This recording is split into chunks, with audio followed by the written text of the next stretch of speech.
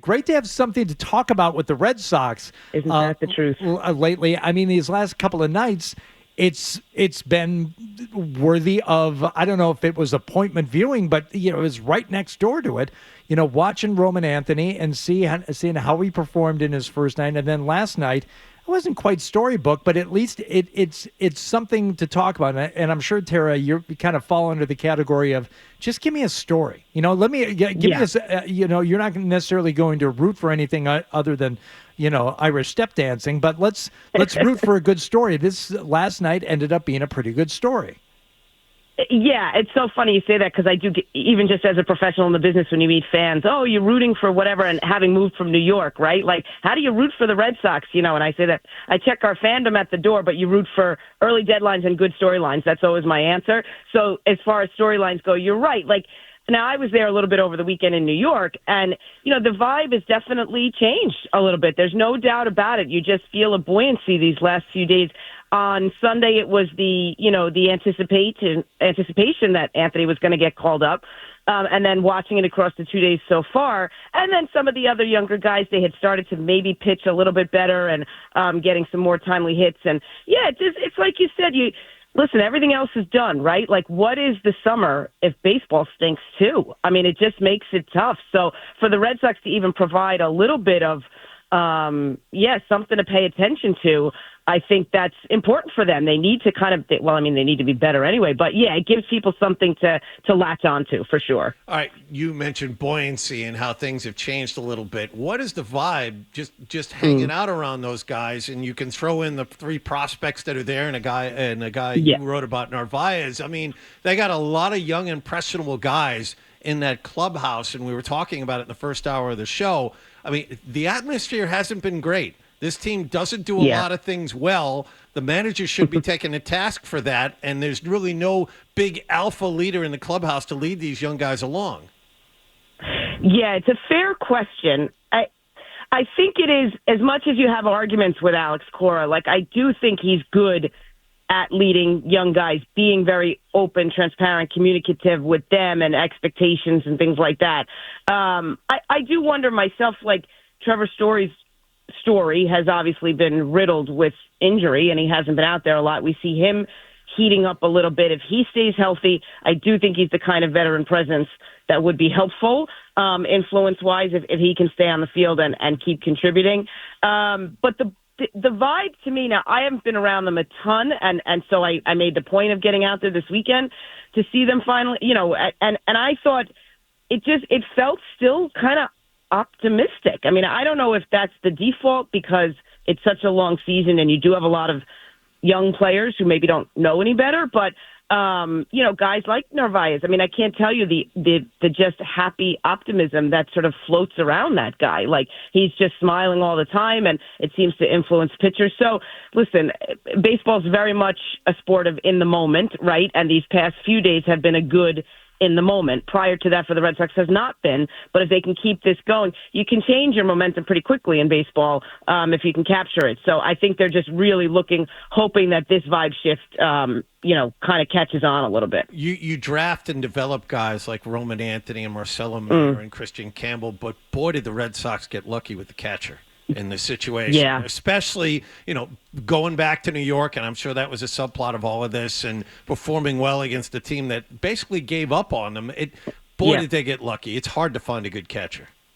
Yeah, and it's one of those times, I kept thinking, like, how do you write it properly in print? But, like, you kill them for all the bad moves, right, and deservedly so. But sometimes you stop and say, wow, that was a great pickup, right? That's a smart move by the front office. They got a steal, and that was the word I used in a column coming off that game on Sunday.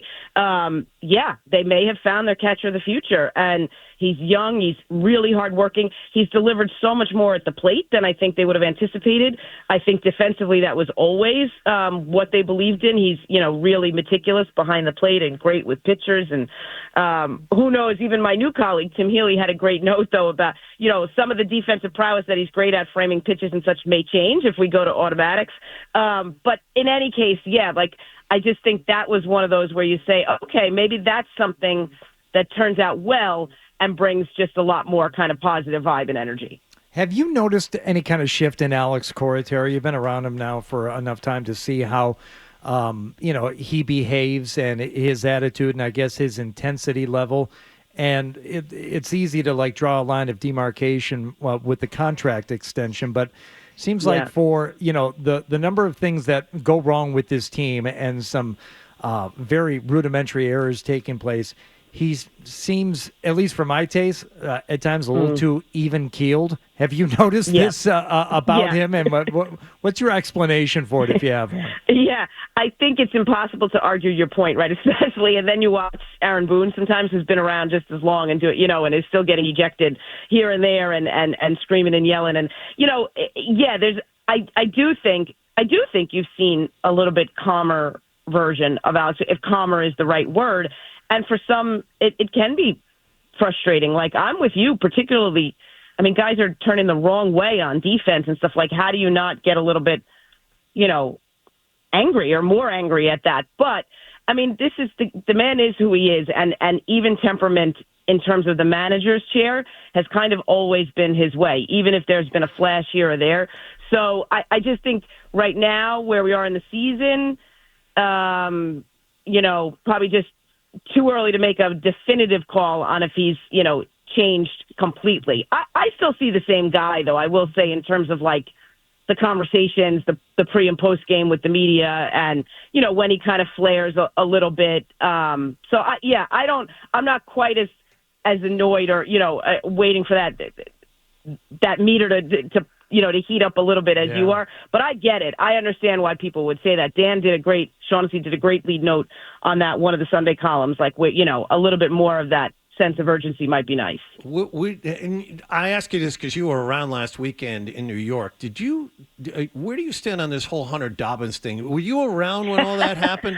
I mean, it's just bizarre I wasn't stuff. there for when he said it. No, I wasn't there for when he said it, and I guess it was in the Herald, so I can't speak to that. I was there for the post-game, after he won the game. And I thought in the postgame, he handled it really well. Because, of course, the New York Post is in there, and that's a tailor-made story, right, for them and the headline. And they were trying to get, a lot more out of it. And he was just like, it's just the fans had fun with it. I think he realized after he said it, like after it went in print, what a splash it made.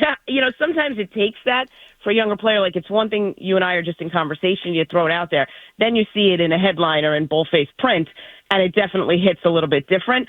But there was no, there again, Alex Cora, he didn't even respond. He's like, from the minute we've met him, he said, guys have to be able to say what they want, right? Same thing with Rafi Devers saying what's on his mind. Like, he does not have an issue with that.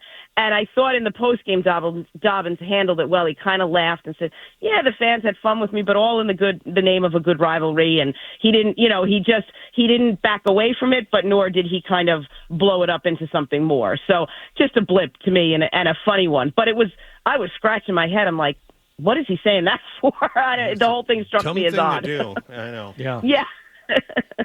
Any other lineup changes you've seen coming our way? The Wilyer Abreu thing. Thoughts and prayers for the oblique. Yeah. And what happens now? What do you think? Yeah, I don't have those answers. I'm curious, the outfield alignments. Where do guys get to play? How does everybody fit in? Story heating up. Like, there's no space there in the infield. I honestly. I'm waiting too to see what do you do there? What do you guys? I hate the notion of guys playing out of position, and I know Anthony, I guess, has played all three in the minors pretty consistently. But I think young guys thrive more when they're in the position that they're sort of projected at, and they're playing a little more consistently at that position. But I'll be honest, I don't know, and I think it's one of the big questions. But when you come around to all the questions you've had around the Red Sox this year, these last couple of years, at least this one's coming from a place of too many good options as opposed to too few. There is an out that Alex Cora is going to have as far as the outfield is concerned. I don't think he's going to play Anthony against lefties. I mean, he has come out and said within the last 24 hours you're right. he's not going to play. And I think the Yankees are throwing 3 lefties this weekend.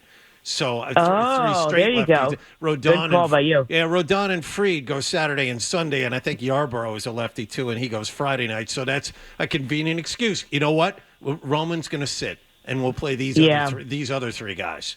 So, I mean, there's a way to do this dance, but boy, is he walking a fine line. I honestly think the best thing for these kids would be to play every day, regardless of who the pitcher is. But it seems like he's going to sit Meyer and Anthony all 3 of those days. So we'll see. Yeah, I'm with you because I've always been a believer too, in baseball of all sports, right? You just need to play. You need to play. And especially because you come up through the ranks playing every day and then you reach the pinnacle and suddenly you're not playing every day. And I get it. For a lot of guys, that's just the way it is. You're not going to play every day at the majors. But yeah, for now, I think you're right. That's going to be the way in. It's just going to do the lefty-righty stuff. But that's not going to be a long-term solution. All right. No. Tara, appreciate the time as always. Thank you very much. Hopefully we have more interesting things to watch for the next couple few months. Indeed, at least. If you like that clip, check out more videos from Toucher and Hardy here. Point slightly up and to the left. For more Red Sox analysis and opinion, hit this playlist. Point slightly down and to the left. And for all the latest from the Sports Hub, download the app at 985thesportshub.com.